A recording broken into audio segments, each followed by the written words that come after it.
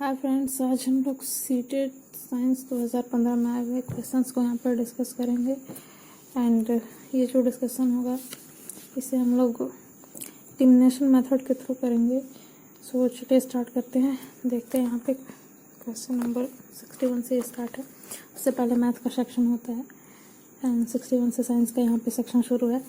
तो चलिए स्टार्ट करते हैं। जैसे फर्स्ट क्वेश्चन को हम लोग देखें, कुछ क्वेश्चन होते हैं जैसे जो बहुत ट्रिकी होते हैं, जिन्हें हम इसलिए कुछ ट्रिक लगा करके या कुछ अपना कॉमन सेंस का यूज़ करके या एलिमिनेशन मेथड के थ्रू इजीली सॉल्व कर सकते हैं। तो जो कॉम्पिटिटिव एग्जाम्स होते हैं या जो ऑब्जेक्टिव टाइप क्वेश्चन होते हैं उनमें मेनली हमने एलिमिनेशन मेथड का ही यूज़ करना चाहिए एंड थोड़े ट्रिकी भी करना चाहिए ताकि हम लोग क्वेश्चंस को जल्दी सॉल्व कर पाएँ कम समय में। तो चलिए यहाँ पे देखते हैं। ये मैच द फॉलोइंग दिया हुआ है। यहाँ पे कॉलम ए कॉलम बी दो कॉलम्स बने हुए हैं। इनमें कॉलम ए में जो यहाँ पे दिए हुए हैं, क्वेश्चन बोल रहा है कि कॉलम ए के जीव का मिलान कॉलम बी में दिए गए उनके कार्य से कीजिए। यानी ये जो यहाँ पे जीव दिए गए हैं इनके जो क्या क्या कार्य हैं, इनका कार्य यहाँ पे लिखा हुआ है, ये क्या क्या करते हैं, उनको हमें मिलाना है। तो जैसे यहाँ फर्स्ट में इलेक्ट्रोबैसिलस दिया हुआ है, तो आप जानते हैं कि इलेक्ट्रोबैसिलस जो कहीं ना कहीं ये कर्ड से रिलेटेड है। तो यहाँ सीधे हम लोग आ जाते हैं कर्ड पे। इलेक्ट्रोबैसिलस तो 1 का डी, तो यहाँ पे हम देख लेते हैं कि 1 का डी कहाँ कहाँ है, यहाँ है। तो ये दोनों तो ऐसे ही एलिमिनेट हो गए।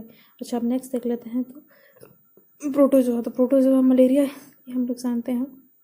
ये मलेरिया का जो वाहक होता है, कारक होता है, प्रोटोजोआ होता है। तो सेकंड का सी, तो यहाँ पे ये दो ऑप्शन तो पहले ही एलिमिनेट हो चुके हैं। सेकंड का ऑप्शन सी, तो हम डायरेक्ट इसको भी यहाँ पे हम कन्फर्म है तो ये टिक कर सकते हैं। वैसे ऑप्शन ये डी ही सही है, बट आगे हम लोग और मैच कर लेते हैं। राइजोबियम जो होता है ये नाइट्रोजन फिक्सिंग का काम करता है, तो थर्ड का ऑप्शन नंबर ये हो जाएगा। एंड विषाणु जो होता है एड्स का, वो जो वाहक होता है, विषाणु एड्स को फैलाता है। तो यहाँ पे जो डी फोर्थ नंबर है, फोर्थ का बी हो जाएगा। तो ऐसे ऑप्शन नंबर डी यहाँ पे, ऑप्शन नंबर डी यहाँ पे राइट है। नेक्स्ट अगर हम देखें 62 क्वेश्चन नंबर 61 के बाद में, तो यहाँ पे कह रहा है कि निम्नलिखित में सही कथन चुनिए। इसमें से जो सही है स्टेटमेंट उसको हम लोग को चूज़ करना है। तो यहाँ पे बोल रहा है कि पौधे क्लोरोफिल की अनुपस्थिति में भी प्रकाश संश्लेषण कर सकते हैं। तो हम लोग सुबह से ही पढ़ते आ रहे हैं कि क्लोरोफिल की उपस्थिति में ही पौधे अपना भोजन बनाते हैं, प्रकाश संश्लेषण की क्रिया करते हैं। तो अनुपस्थिति बोल रहा है, यानी कि ये तो रॉन्ग है, ये नहीं होगा। केवल हरी पत्ती वाले पौधे ही प्रकाश संश्लेषण करते हैं। नहीं, अगर हम लोग देखें तो प्लांट किंगडम में ऐसे भी प्लांट्स होते हैं जिनके लीफ डिफरेंट कलर के होते हैं, बट वो प्रकाश संश्लेषण करते हैं और ग्रो करते हैं। नेक्स्ट दिया हुआ है कि केवल पत्तियों में ही प्रकाश संश्लेषण होता है। तो ऐसा नहीं है। जैसे हम लोग डेजर्ट एरिया में देखें तो डेजर्ट एरिया का जो वहाँ पे नागफनी के पौधे होते हैं, कैक्टस होते हैं, तो उनकी जो उनमें जो वृद्धि होती है, जहाँ प्रकाश संश्लेषण होता है, तो उनके तने में ही होता है। तने या पत्तियाँ दोनों एक ही होती हैं वहाँ। तो ये भी बिल्कुल रॉन्ग है कि सिर्फ पत्ती में ही होता है, नहीं तने में भी होता है। उसके नेक्स्ट कह रहा है कि जब ये 3 रॉन्ग हो गए तो ये तो अपने आप ही सही हो जाएगा। पर चेक कर लेते हैं कि सभी रंगों की पत्तियाँ प्रकाश संश्लेषण करती है, तो ये बिल्कुल ही सही है। तो ऑप्शन नंबर डी यहाँ पे हमारा करेक्ट है। नेक्स्ट देखते हैं कि रीमा अपने दोस्त को बताती है कि भिंडी एक फल है। उसने अपने दोस्त को कहा पता है कि भिंडी एक फल है। उसकी दोस्त सहाना उससे असहमत है। इनमें से कौन सा कथन सत्य है? तो जो उसने बताया कि भिंडी एक फल है, उसके पीछे लॉजिक क्या है? भिंडी को फल यहाँ पे क्यों बताया जा रहा है? तो यहाँ पे ऑप्शन देखते हैं कि भिंडी को पकाकर खाया जाता है, मतलब एक सब्जी है। तो यहाँ फल को फल क्यों है ये हमें बताना है, रीज़न देना है यहाँ पर। तो ये तो ऑप्शन रॉन्ग हो जाएगा। भिंडी में बीज होते हैं इसलिए वो एक फल है, तो इसको कुछ समय के लिए छोड़ सकते हैं। नेक्स्ट कह रहा है कि भिंडी में बीज होते हैं इसलिए वो एक सब्जी है। तो सब्जी की तो बात ही नहीं कर रहा है, यहाँ पे पूछ रहा है कि जो फल है वो क्यों है, इसका रीज़न दो। भिंडी एक सब्जी है अतः वो फल नहीं हो सकता। तो ये तो खुद में ही कंट्रोडिक्टरी यहाँ पे स्टेटमेंट दिया हुआ है। सब्जी भी बोल रहा है इसलिए फल नहीं है। तो ये ऑप्शन भी रॉन्ग है। यहाँ पे हमारा ऑप्शन 2 सही है, क्योंकि जो फ्रूट्स होते हैं वो बीज होते हैं उसमें, तो भिंडी में बीज होते हैं इसलिए वो एक फल है, वो सब्जी नहीं है। नेक्स्ट हम लोग देखें तो यहाँ पे दिया हुआ है, ये हार्मोन से रिलेटेड है। बोल रहा है कि जब हम क्रोधित होते हैं या जब हम शर्मिंदगी महसूस करते हैं, शर्म महसूस करते हैं, चिंता में होता है, टेंशन में होता है, तो हमारे शरीर का कौन सा हार्मोन तनाव समायोजन में हमारी मदद करता है? तो कौन सा हार्मोन रिस्पॉन्सिबल होता है? तो यहाँ पे इंसुलिन तो ये मधुमेह के लिए है, थायरोक्सिन थायराइड ये एस्ट्रोजन नहीं, यहाँ पे एड्रेनालिन होगा, ये ऑप्शन है। ये तो ये याद करने के लिए। यहाँ पे फिर मैच ऑफ द फॉलोइंग आ गया है। यहाँ पे खंड ए खंड बी कॉलम तो बना के दिया हुआ है और बताना है कि दिए गए पौधे के खाने योग्य भाग को खंड 2 से मिला। ये जो दिया हुआ है इसकी ये कौन कौन से भाग खाए जाते हैं वो हमें बताना है।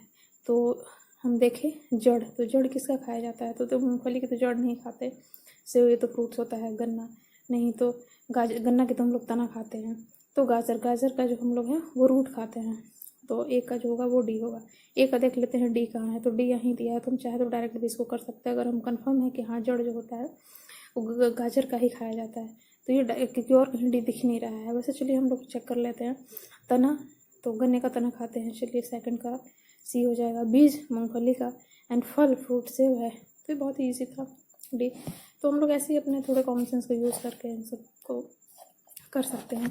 और हाँ, जैसे क्या होता है कि अब जो क्वेश्चन आने लगते हैं वो ये बी सी इस तरह से टिक करने के बावजूद भी यहाँ पे दिए हुए रहते हैं कि इन दोनों में से कौन, ये तो इस तरह के भी क्वेश्चंस आगे देखने को मिलेंगे। चलिए देख लेते हैं कि निम्नलिखित में से कौन सा विकल्प वायरस द्वारा मनुष्य में होने वाले रोगों के समूह को दिखाते हैं? वायरस से कौन कौन सा होता है? तो मलेरिया वायरस नहीं, प्रोटोजोआ से होता है, तो इसलिए ऑप्शन रॉन्ग हो जाएगा। यहाँ पर टाइफाइड है तो ये भी रॉन्ग हो जाएगा, यहाँ पे वो टाइफाइड है तो ये भी रॉन्ग हो जाएगा। तो बस एक यही बचा, तो इसे हम लोग टिक कर सकते हैं और यही आंसर भी है, खसरा, चिकन पॉक्स, हेपेटाइटिस से, ये वायरस से होता है। चलिए नेक्स्ट देख लेते हैं कि निम्नलिखित में से कौन सा विकल्प स्वपोषियों के समूह को दर्शाता है? मैंने ऑटोट्रॉप की बात कर रहा है, तो जो अपना खाना खुद से बनाते हैं। तो अमर बेल, तो ये तो डिपेंड होता है, दूसरे प्लांट पे चढ़ जाता है, ये आपने देखा भी होगा, येलो कलर का होता है हर जगह, ये कॉमन मिल जाता है देखने को। तो ये तो यहाँ पे ये ऑप्शन ऐसे गलत हो जाएगा, अमर बेल दूसरे पर डिपेंड है तो ये ऑटोट्रॉप नहीं हुआ। अच्छा, छत्रक जो होता है वो मशरूम को कहते हैं, तो ये भी दूसरे से ही अपना भोजन पानी लेता है, खुद से नहीं बनाता, तो ये भी रॉन्ग है। अच्छा, तुलसी, शैवाल, फिर अमरबेल आ गया, तो ये ऐसे रॉन्ग हो गया, इसको देखते ही हम लोग रॉन्ग कर देंगे। किसी भी ऑप्शन में एक ऐसा आ जाए जो कि ऑटोट्रॉप नहीं है तो उसको हम ऐसे रॉन्ग करते चलेंगे। नेक्स्ट देखें हम लोग शैवाल, पालक, टमाटर, केला, तो इसमें सारे हैं। शैवाल भी खुद से बनाता है, ऑटोट्रॉप है, पालक भी क्लोरोफिल होता है बनाता है, टमाटर पौधा भी, केला भी। ऑप्शन नंबर डी हमारे यहाँ पे करेक्ट हो जाएगा। अब नेक्स्ट हम लोग देख ले रहे हैं क्वेश्चन नंबर 68। कह रहा है कि मानव पोषण में पोषक तत्वों की आवश्यकता, भोजन ग्रहण करने की विधि और शरीर में इसका उपयोग विभिन्न चरणों में होता है जो है। तो जैसे इंसान, मानव जो होता है वो भोजन ग्रहण करता है, अब वो तो उसकी जो प्रोसेस है, जो विधि है, कैसे कैसे वो उसका डाइजेशन होता है, कैसे एब्जॉर्प्शन होता है, ये यहाँ पे अरेंज करना है हमें ऑर्डर में कि किससे होता है। तो सबसे पहले तो अंतर्ग्रहण होता है, तो डी जहाँ है वो ऑप्शन देख लेते हैं, इन दो जगह डी है, ये दोनों ऐसे ही कट हो गए। अच्छा, डी। नेक्स्ट बता देते हैं कि अंतर्ग्रहण के बाद हम पाचन करते हैं, कुछ भी हम लोग खाते हैं, फूड इनटेक करते हैं, देन उसके बाद पाचन करते हैं, तो टी के बाद ई आएगा, तो डी के बाद ई यहाँ है, तो इसको हम डायरेक्ट भी ऐसे टिक कर सकते हैं, बट देख लेते हैं आगे, ये तो ऐसे रॉन्ग हो गया। तो क्या ऑर्डर है? तो अंतर्ग्रहण होता है, फिर पाचन होता है, देन फिर अवशोषण होता है, अवशोषण के बाद फिर स्वांगीकरण होता है और लास्ट में निष्कासन हो जाता है। तो ऑप्शन ए सही है। ये 8th क्लास के पाचन वाले चैप्टर में जो पाचन तंत्र दिया रहता है उससे लिया गया है। इससे और भी तरह के क्वेश्चन बनते हैं, रस वगैरह जो स्रावित होता है उसके बारे में। निम्नलिखित में से कौन सा विद्युत का चालक नहीं है? यहाँ पूछ रहा है कि विद्युत का चालक नहीं है। ये क्वेश्चन हम देख रहे हैं कि कंटिन्यूसली किसी न किसी फॉर्म में पूछता ही आ रहा है कि कंडक्टर है या नहीं है। अब तक मैंने जितने भी पेपर्स 3 डिस्कस किए उसमें ये पूछता ही आ रहा है। नहीं है तो नींबू का रस ये है, ये चालक का गुड कंडक्टर है। लवण जल भी, ये सिरका भी, आश्रित जल, डिस्टिल वाटर, ये जो है ये नहीं है, तो यही ऑप्शन सी होगा। यहाँ पे क्या कह रहा है कि माध्यम ए बी के प्रकाशीय रूप से अधिक सघन है। ए जो है वो अधिक सघन है और बी जो है सो प्रकाशीय रूप से, इस बी के कंपेरिजन में ए ज़्यादा सघन है, तो ये कम हो गया। कह रहा है निम्नलिखित में से कौन सा कथन सही है?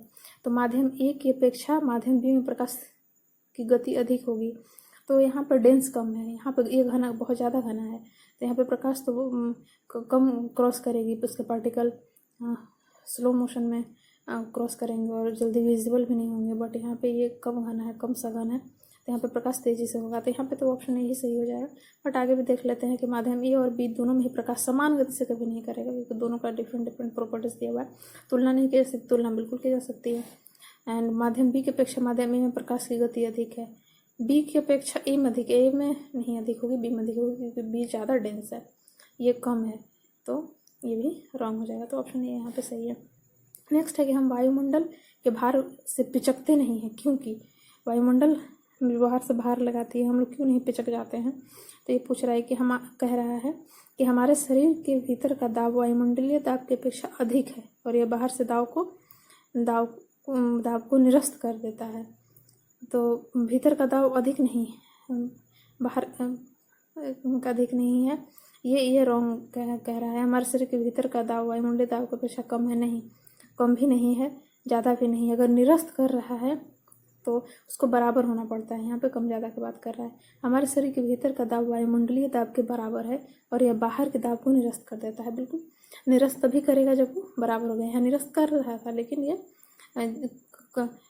कम और ज़्यादा की बात यहाँ पे कर रहा था, तो यहाँ पे ये नहीं होगा। तो ऑप्शन नंबर सी सही हो जाएगा। नेक्स्ट देख लेते हैं कि हमारे शरीर के भीतर का दाब वायुमंडलीय दाब की अपेक्षा अधिक है, नहीं, ज़्यादा नहीं है। तो निरस्त कर रहा है, तो उसको अगर नहीं पिचक रहा है, एज इट इज रह रहा है, तो दोनों में इक्वल फोर्स लग रहा है। अच्छा, नेक्स्ट कह रहा है कि पानी के बर्तन में लोहे का एक टुकड़ा डाला जाता है और वो तल में डूब जाता है, इसका कारण है। अच्छा, लोहे का एक ब्लॉक है, उसको हम पानी के बर्तन में डालते हैं तो डूब जाता है, तो इसका रीज़न क्या है ये बताना है। तो ब्लॉक द्वारा विस्थापित जल का भार ब्लॉक के भार की तुलना से कम है। जैसे ब्लॉक जब हम लोग डाले पानी में, पानी के बर्तन में, तो वो जितना पानी डिस्प्लेस करना चाहिए उसकी तुलना में वो कम डिस्प्लेस किया, तो इसलिए वो डूब गया, नीचे चला गया। अगर उससे ज़्यादा अगर वो डिस्प्लेस कर देता पानी को, जितना भार है उससे ज़्यादा, तो वो तैरता रह जाता, पानी में नहीं डूबता। ब्लॉक का भार ब्लॉक द्वारा विस्थापित जल के भार से की तुलना में कम है, तो ये भी रॉन्ग है। जल का घनत्व ब्लॉक के घनत्व की तुलना में अधिक है, नहीं तो ऐसे भी गलत है। बर्तन इतना गहरा नहीं कि ब्लॉक तैर सकते, तो इरेलेवेंट है। ऑप्शन यही यहाँ पे सही है। नेक्स्ट कर रहा है कि निम्नलिखित में से कौन सा कथन गलत है। एक सीटी गलत है, कौन सा है ये बताना है, अंडरलाइन कर लेते हैं। एक सीटी की उच्च आवृत्ति है, इसलिए वो उच्च तारत्व की ध्वनि उत्पन्न करती है। तो जो ध्वनि होती है वो आवृत्ति और तारत्व पर ही डिपेंड करती है, इंटेंस, तो कितना इंटेंस और कितनी फ्रिक्वेंसी है। तो सीटी की आवृत्ति उच्च आवृत्ति है, इसलिए उच्च तारत्व की ध्वनि उत्पन्न करती है, तो ये तो सही है। सामान्यतः पुरुष की आवाज़ महिला की तुलना में तीक्ष्ण होती है, तो जिसकी इंटेंसिटी अधिक होगी, तारत्व अधिक होगा, तो उनकी जो आवाज़ उतनी ही तीक्ष्ण होगी, तो इसको थोड़ी देर के लिए छोड़ देते हैं। चिड़िया उच्च तारत्व की ध्वनि उत्पन्न करती है, जबकि सिर निम्न तारत्व पर दहाड़ता है, तो ये भी रॉन्ग है। और एक ढोल निम्न आवृत्ति पर कंपित होती है, इसलिए वह चिड़िया उच्च तारत्व की ध्वनि उत्पन्न करती है, तो उच्च तारत्व उत्पन्न कर रही है, जबकि सिर, तो तारत्व उच्च है, तो इसलिए ध्वनि कंपन अधिक होता है, जबकि सिर निम्न तारत्व पर दहाड़ता है। तो ये तो सही है। एक ढोल निम्न आवृत्ति पर कंपित होती है, इसलिए निम्न तारत्व की ध्वनि उत्पन्न करती है, ये भी सही है। तो यहाँ पे यही गलत होगा कि महिला की आवाज़ तीक्ष्ण होती है, पुरुष की आवाज़ तीक्ष्ण नहीं होती, क्योंकि उसकी इंटेंसिटी, महिला की आवाज़ की इंटेंसिटी अधिक होती है, तारत्व अधिक होता है। अच्छा, हमारे सौर परिवार में 2 ग्रह ऐसे हैं जो पूर्व से पश्चिम की ओर घूर्णन करते हैं, तो ये तो लर्न करने वाला ही है। शुक्र और यूरेनस से ही 2 ग्रह हैं जो पूर्व से पश्चिम की ओर करते हैं, नहीं तो बाकी सारे पश्चिम से पूर्व की ओर घूर्णन करते हैं। मनुष्य में सर्वाधिक उत्सर्जन उत्पाद, ये सब भी क्वेश्चन इंपॉर्टेंट होते हैं, छोटे छोटे होते हैं, बट ये पूछे ही जाते हैं। मनुष्य में पूछ देता है, फिर कभी जानवर के, एनिमल्स के भी पूछ दिए जाते हैं। तो सर्वाधिक उत्सर्जन पदार्थ है यूरिया। नेक्स्ट है, निम्नलिखित में से कौन सी प्रक्रिया दंड चुंबक की चुंबकीय विशेषताओं को नष्ट कर देता है। तो चुंबकों में काटना नहीं, तापन, ये तापन से, टेम्परेचर से ये प्रभावित होता है, और पीटने से भी प्रभावित होता है। तो बी और सी यहाँ पे सही होगा। तो बी और डी दिया हुआ है, नहीं, यहाँ पे बी और सी होना चाहिए, ये 2 सही है। नेक्स्ट कह रहा है कि पेडागोगी सेक्शन अब आ गया। तो नेक्स्ट कह रहा है कि 8वीं कक्षा का कोई छात्र ये कहता है कि भारी वस्तुएं जल में डूब जाती हैं और हल्की वस्तु जल में तैरती है। कक्षा 8 के विज्ञान शिक्षक के लिए इस पर प्रतिक्रिया देने के लिए सर्वोत्तम परामर्श क्या होगा। तो जैसे बच्चा बोल रहा है कि बाहरी वस्तु जल में डूब जाती हैं, हल्की तैरती रहती हैं, तो जो विज्ञान शिक्षक है कक्षा 8 का, तो वो क्या इस पर परामर्श देगा, क्या उसको करना चाहिए। तो बच्चे को स्पष्ट कीजिए कि यह वस्तु भार नहीं वरन उस वस्तु का घनत्व है जो निर्धारित करता है कोई वस्तु डूबेगी या तैरेगी। घनत्व निर्धारित नहीं करता है, ये रॉन्ग है। प्रतिकारी उदाहरण दीजिए और विभिन्न आकृति, आकारों और भारों की वस्तु को व्यवस्था करके, ये बिल्कुल सही लग रहा है। सभी वस्तुओं को कलेक्ट करना है और बच्चों को खोजन का अवसर दीजिए। हाँ, अवसर की बात कर रही है तो यही ऑप्शन सही होगा। अवसर दे रहा है, खोजने की बात कर रहा है, सारे एग्जाम्पल्स यहाँ पे दे रहा है, तो ये ऑप्शन बी ही सही होगा। नेक्स्ट देख लेते हैं, उसे यह स्पष्ट कीजिए कि हल्का अथवा भारी अपेक्षित पद है। तो ये इसे इस टर्म को डिफाइन करने से कुछ भी नहीं होगा, हम उससे एक्सपेरिमेंट कराना होगा तब वो समझ पाएगा। इस कथन को स्वीकार कर लिया जाए क्योंकि ये बच्चे की संकल्पना को इंगित करती है। इसका आदर करना चाहिए। टीचिंग में आदर नहीं करना चाहिए। बच्चा कुछ भी बोल रहा है तो उसको क्लैरिफाई करना चाहिए, उसको एक्सपेरिमेंट के थ्रू बता देना चाहिए। नेक्स्ट देखते हैं, नीचे दी गई कौन सी परिस्थिति विद्यार्थियों को ज्ञान की खोज के लिए सर्वोत्तम अवसर प्रदान करती है। बच्चों को अवसर प्रदान करना है तो यानी एक एक्टिविटी में इन्वॉल्व करना होगा। तो देख लेते हैं, बीजों के अंकुरन विषय पर योजनाबद्ध निर्देशन और सत्र में भाग लेना और निर्देशन ये सही नहीं है। और यहाँ पे प्रयोग देखिए कह रहा है कि प्रयोग के द्वारा खोज करने के लिए प्रोत्साहित करना, तो बिल्कुल यही सही आंसर होगा। जहाँ प्रयोग खोज अवसर आ जाएंगे तो ये सही आंसर होता है। ऑप्शन होते हैं, हमें इन्हीं के पास जाना चाहिए। विद्यार्थियों को टीम शिक्षण द्वारा विषय पर शिक्षा देने से बच्चे उसको नहीं समझ पाते हैं। हमें उन्हें एक्सपेरिमेंट के थ्रू भी या उन्हें अवसर देके करके प्रयोग के द्वारा बताना चाहिए। और डी कह रहा है कि विद्यार्थियों को पहले बीजों के अंकुरन का निदर्शन दिखाकर फिर विस्तार से व्याख्या कीजिए। व्याख्या करने से बच्चे नहीं समझते हैं, तो व्याख्या सब जैसे शब्दों को हमें अवॉइड करना चाहिए। फिर नेक्स्ट कह रहा है कि एक शिक्षक कक्षा में एक जली मोमबत्ती को मेज पर रखता है, उसके बाद एक जार से उसे ढक देता है। कुछ देर बाद मोमबत्ती बुझ जाती है। मोमबत्ती के जलने के लिए हवा आवश्यक है, मोमबत्ती को जलते रहने के लिए ऑक्सीजन चाहिए। तो जैसे ये हमें भी पता है कि कोई भी वस्तु को जलने के लिए ऑक्सीजन की जरूरत होती है। ऑक्सीजन के प्रेजेंस में ही चीज़ें जलती हैं, एब्सेंस में वो बुझ जाती हैं। तो जैसे मोमबत्ती उसने जलाई तो ऑक्सीजन मिल रहा था, वो जल रहा था, बट उसे एक जार से ढक दिया गया तो ऑक्सीजन सप्लाई बंद हो गई, तो जिसके कारण मोमबत्ती बुझ गया। तो कुछ देर बाद मोमबत्ती बुझ जाती है। तो यहाँ क्या तीनों कथनों में से कौन सा सही है ये बताना है कि ए और बी अवलोकन है। तो अवलोकन नहीं है, अवलोकन बी और सी है। सभी कथन अवलोकन है नहीं, ये तो एक्सपेरिमेंट है। सभी कथन अनुमान है, तो अनुमान यहाँ नहीं लगाना है, एक्सपेरिमेंट हो रही है। केवल कथन ए अवलोकन है, या तो यही अवलोकन है कि वो बुझ जाता है कुछ देर के बाद। तो ऑप्शन यहाँ पर ए ही सही होगा। तो यहाँ पर डी को टिक करेंगे। नेक्स्ट कह रहा है कि नीचे दिए गए प्रश्नों में से कौन सा मुक्त अनंत वाला प्रश्न है। ऐसे ओपन एंडिंग क्वेश्चन और close ending question. Close ending इसके में आंसर होता है, बहुत ही सीधा होता है, फैक्चुअल आंसर होता है। और ओपन एंडिंग क्वेश्चन होते हैं जिनका आंसर लॉन्ग होता है जनरली, और जिनमें हमें एग्जांपल किया डे टू डे लाइफ के एग्जांपल के थ्रू रिलेट करना होता है। तो यहाँ पे दिया हुआ कि यदि घर्षण बल न हो तो क्या होगा, यहाँ पे क्वेश्चन मार्क लगाया हुआ है। तो ये बिल्कुल ओपन एंड वाला क्वेश्चन लग रहा है। नेक्स्ट देख लेते हैं कि किसी पीपे बैरल को समतल पृष्ठ पर खिसकाने की तुलना में उसको लुढ़काना आसान क्यों होता है। तो ये तो बिल्कुल ईजी है, आसान है, इसमें कुछ भी सोचना नहीं है। तो ये तो क्लोज एंड वाला क्वेश्चन हो गया। ढालू वक्र सड़कों पर फिसलने से किस प्रकार रोकते हैं, तो फ्रैक्शन से रोकते हैं, इसका तो आंसर ईजी है। तुरंत ही हम लोग बोल सकते हैं केले के छिलके पर हम क्यों फिसल जाते हैं, तो ये भी क्लोज एंडेड वाला क्वेश्चन है। ओपन एंडेड क्वेश्चन यहाँ पे यही होगा कि यदि घर्षण बल ना हो तो क्या होगा। यहाँ पे हमें एक्सप्लेन करने की जरूरत पड़ रही है, तो ये ओपन एंड वाला क्वेश्चन है। नीचे दिया हुआ है कि विज्ञान के नियमों और सिद्धांतों के विषय में निम्नलिखित में से कौन सा कथन सत्य है। विज्ञान में जो नियम और सिद्धांत होते हैं तो कौन सा कथन सत्य है, तो वैध ठहराए जाने पर सिद्धांत ही नियम बन जाता है। ऐसा नहीं कि जो सिद्धांत दिए गए अगर वो सही होगा तो हम नियम बना देंगे, ये गलत है। सिद्धांत केवल जीव विज्ञान में मिलते नहीं, केवल की बात हो रही है तो यहाँ केवल ये रॉन्ग हो जाएगा। सिद्धांत और नियम एक ही हैं और सिद्धांत और नियम एक नहीं है, ये गलत है, ये तो कह रहा है। और यहाँ पे कह रहे हैं कि तो 3 जब ऑप्शन रॉन्ग हो गए तो ये डी है, इस पे ऑप्शन यहाँ पे सही होगा कि नियम दृष्टिगोचर तथ्यों में संबंधों के साधारणीकृत वर्णन है और दृष्टांत दृष्टिगोचर तथ्यों से स्पष्टीकरण है।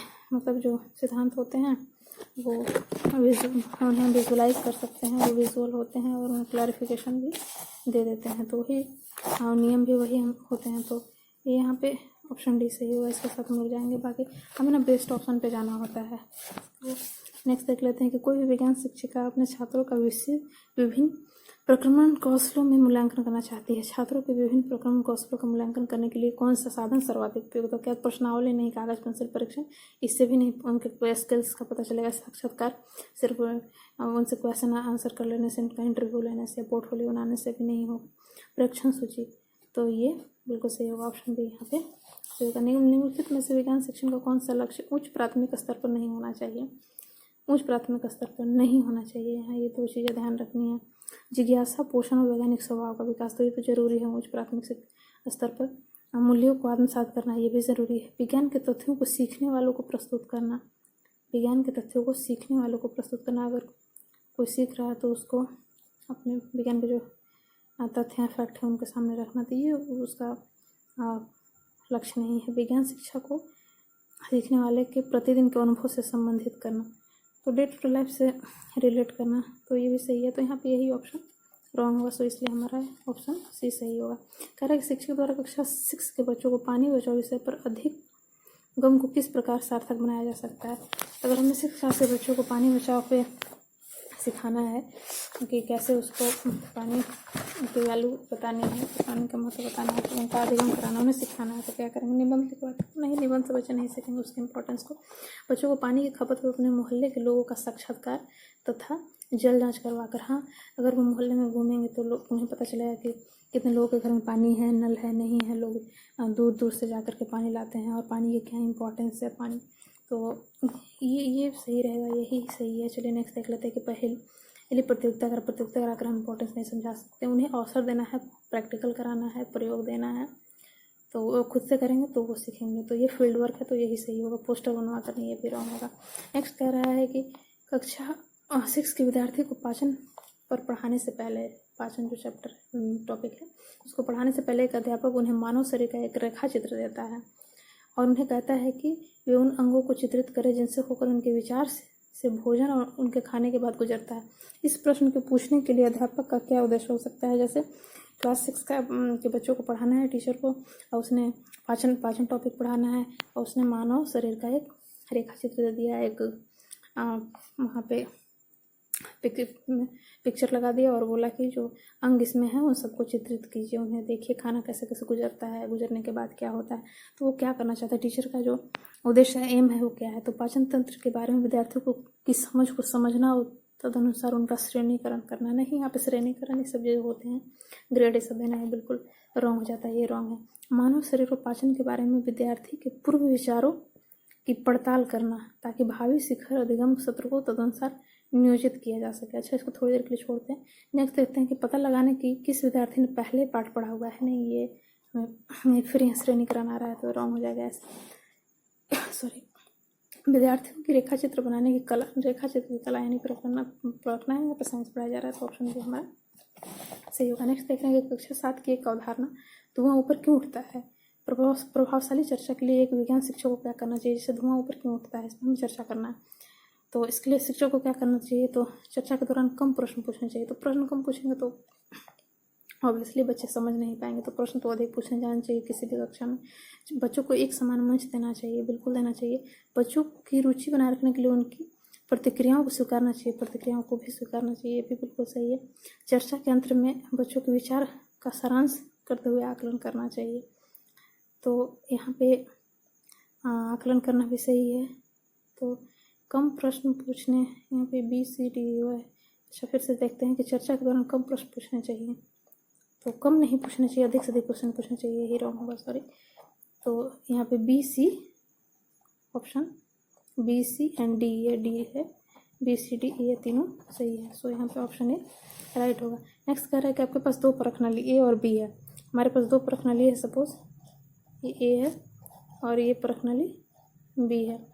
एक में हमने हल्दी लिया, इसमें हमने हल्दी ले लिया है, और इसमें फिनेप्थलीन भरा हुआ है। फिनेप्थलीन जो होता है, हल्दी जो होता है, वो नेचुरल इंडिकेटर है। जैसे एसिड बेस को जो चेक करने के लिए इंडिकेटर यूज़ किए जाते हैं, तो उसमें नेचुरल इंडिकेटर भी होते हैं, और फिनेप्थलीन जो है वो आर्टिफिशियल इंडिकेटर है। तो हल्दी हमारे यहाँ पे नेचुरल है, ये फिनेप्थलीन है, तो हमने दोनों को A और B में ले लिया है। और नेक्स्ट कह रहा है कि इन दोनों विलयनों में तनु हाइड्रोक्लोरिक अम्ल यानी HCl को इन दोनों में मिलाना है। अम्ल बोल रहा है यहाँ पे एसिड, इसे ध्यान रखना है कि कुछ बूंदे डालने पर इनमें से भरे पदार्थ प्रतीत होते हैं। तो हमने देखा है, हम लोग जानते हैं कि जो फिनोल्फ्थालीन होता है ये सिर्फ बेस के साथ रिएक्शन करके पिंक कलर देता है, बट अम्ल के साथ जब रिएक्शन करता है या उदासीन वस्तु के साथ रिएक्शन करता है तो ये रंगहीन हो जाता है। तो देख रहे हैं रंगहीन कहाँ कहाँ है, यहाँ है, यहाँ है। तो ये दोनों ऑप्शन तो ऐसे ही रंग हो जाएंगे, बेरंगहीन दिखाई देगा। ठीक है, अब सवाल आता है कि एक क्या कैसा दिखेगा। तो हल्दी जो होता है अगर वो बेस के साथ रिएक्शन करता है तभी वो कलर चेंज करता है, नहीं तो अपने अपने ही कलर में हो रहा था। एसिड के साथ तो कोई चेंजेस हो नहीं करता है। जैसे हम लोग देखें कि हम लोग के घरों में जो डिटर्जेंट होते हैं तो उनमें अगर हम हल्दी की कुछ मात्रा उसमें डालते हैं तो देखते हैं कि वो जो अपना कलर खो के पिंक से वो रेडिश कलर में चेंज हो जाता है।